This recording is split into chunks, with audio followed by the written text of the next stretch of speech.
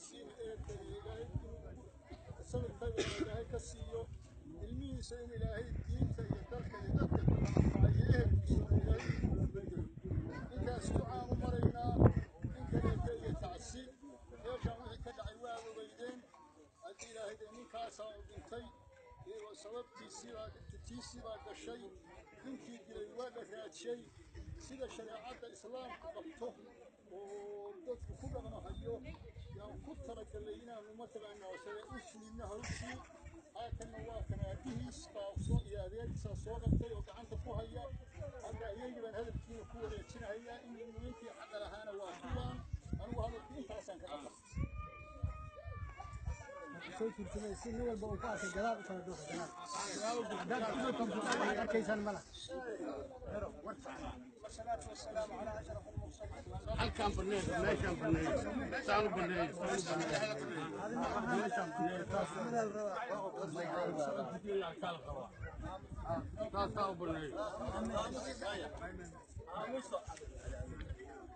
يا أيها الذين آمنوا اتقوا الله حق تقاته ولا تموتن إلا وأنتم مسلمون يا أيها الذين آمنوا كتب عليكم القصاص في القتلى الحر بالحر والعبد بالعبد والأنثى بالأنثى ومن عفي له من أخيه شيء فاتباع بالمعروف وأداء إليه بالإحسان فمن اعتدى بعد ذلك فله قصاص حياة يا أولي الألباب لعلكم تتقون. إن شاء الله تعالى سيدنا مقرئ سامع ماشان قريبا كدعدي waxaan ka tacsiyeynaa geeridii dhacday oo Mustafa marxuum Mustafa Allah u naxariisto jannadii Allah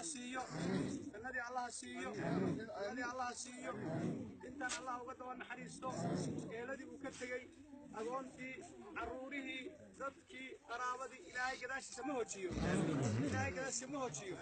ilaahay gadaashiisa ha xifdiyo ilaahay ha ilaaliyo badda khayr qaba Allah siiyo intaanan gelin waxaa hor iyo hor ah sida shareecada ah waxaa hadda ila taagan qaatilkii wax dilay iyo aabihii iyo awowgii iyo asagii gacanta ku hayaan marka waxaynu amraynaa in ay ku wareejiyaan waliyul maqtuulkii ninkii la dilay wiilkiisa eeyay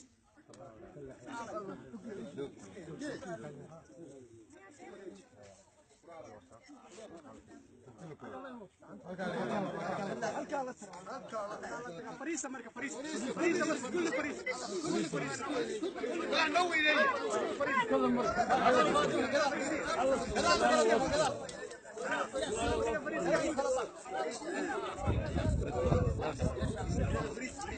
فريسة طبعا فريسة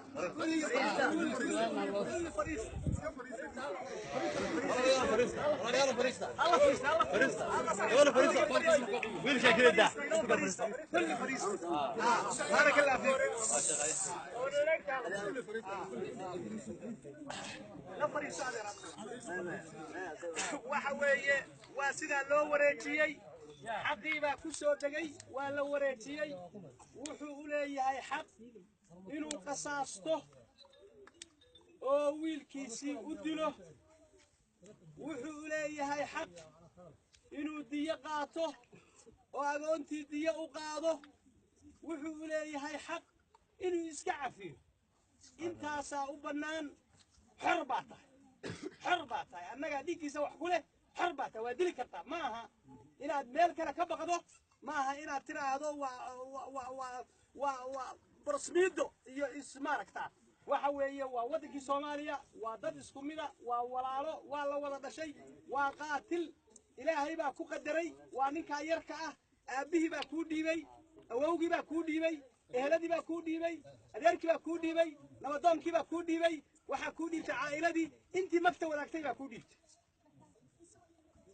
orbaatihiin u tashada waxa rabtaan ka yeela waa sida إلهي بهرب إنه وسينا هيا وحن كسر دوينا يا شعب عبد الرزاق كلمة اللي يراهدوا إن الحمد لله نحمده ونستعينه ونستغفره ونعوذ بالله من شرور أنفسنا وسيئات أعمالنا من يهده الله فهو المهتد ومن يضلل فلا هادي له وأشهد أن لا إله إلا الله وحده لا شريك له وأشهد أن محمدا عبده ورسوله. يا أيها الذين آمنوا اتقوا الله وقولوا قولا سديدا يصلح لكم أعمالكم ويغفر لكم ذنوبكم ومن يطع الله ورسوله فقد فاز فوزا عظيما. أما بعد، قال الله تبارك وتعالى: ولكم في القصاص حياة يا أولي الألباب لعلكم تتقون. walaalayaal ilaahay subxaanahu wa tacaala baa mahad iska leh. horta marka koowaad waxaan isbarayaa dadkaani aqoonin. anigu waxaan ahay nin mareexaan aan ahay, leelka same. taas horta waa inaad ogaataan. walaadkii leelkasa ka dhashay waa ka waa idla hadla, xaqiisiina waa u dhiibay. xalay qaarkiinna masaajidka inay joogeen baan u malaynay markaan masalada aanu ka hadlaynay. maalinba marka hadalku meel buu leeyahay. maanta xalay hadalkaygii baan ka hadlay, haddeerna hadalkaygii baan ka hadlayaa. waa marka koowaad, horta naf walba goorta ay dhimanayso iyo sida ay u dhimanayso ilaahay baa ku qadaray subxaanahu wa tacaala. naftana lama baajin karo, sidii ilaahay ku talagalayna lagama baajin karo. horta waa inaan taa ogaanaa. aliimaan bilqadar khayrihi wa sharrihi.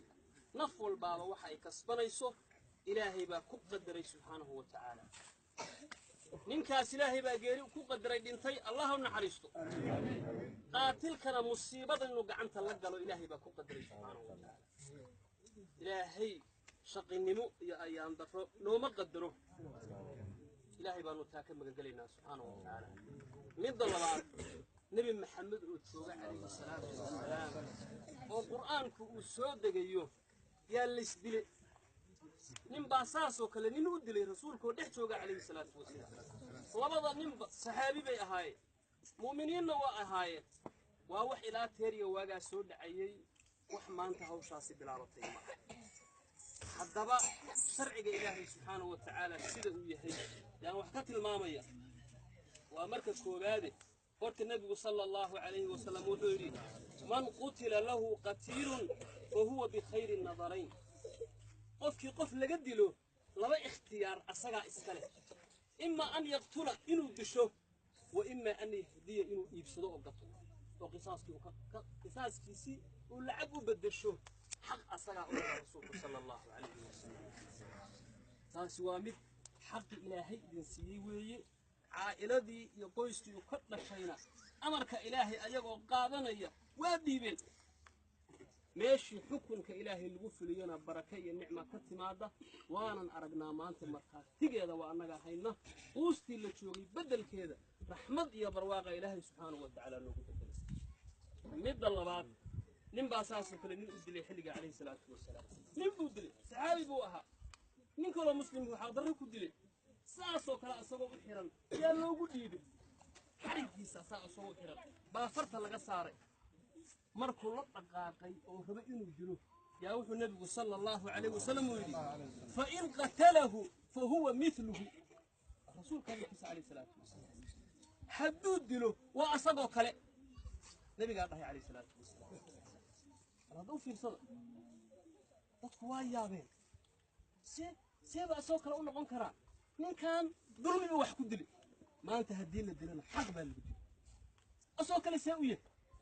waxay dhahdeen culummadu, ninkaan inta xanaaqay nin islaama ma dili, kowma kaga siiye. haa, kanna inta ninkii loo dhibay xanaaq ma u dili. xanaaqaa uu nin walbaaba naftiisa raalli geeyey oo fuliyey yuu iska mid u yahay. taas waa midii labaad. midda saddexaad, ilaahay qur-aankiisa markuu qisaaska ka soo hadlay iyo sida xuquuqdu ay tahay wuxuu yidhi: faman ufiya lahu min akhiihi shay'un faattibaacun bilmacruufi waadaa'un ilayhi biixsaan. diinta islaamka kuma jirto xukun ilaahay oo meeshii lagu fulin lahaa iyo ciddii fulin lahayd gacanta loo geliyey oo looga shafaaco qaado. ma jirto waxaan nafka ahayn. sina loogama shafaaco qaadi karo, sariiqo loogama shafaaco qaadi karo, qamar loogama shafaaco qaadi karo. laakiin qatli iyo dil waa looga shafaaco qaadi. ilaahay baa na baray asagoo na leh qofkii walaalkiis qof wax uga cafiya. markii dhintayna walaalkiiba ha ilaahay baa ku salliday.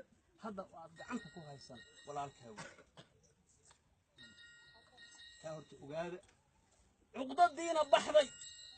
أنت ترير بان هينو وحنا لكودلي قلدب أو أنا لك جبدة ذيه وقبض على السباحة نيجي هذا القلعة هو المغرب السيدين يجري حر أدين كاو أنا ولا ولاد إسلاميات بانه واللي بدي إنما يدين دحية حالنا هذا الكلام لها إلهي بقى ما أنت هذا الكيبون وحوي إن الدشان وحك خير بدل إن الإنسان وحيد كعب صليا أنا اللي صحين إن إسكع في سانه إلهي براد كعب في سانه وأقدرتان وأفرتان يعني إن كعب صليا إن الديدان أذنك إسكاله إن الديشان أذنك إسكاله هذا الكاس وصبح والسلام عليكم ورحمة الله وبركاته.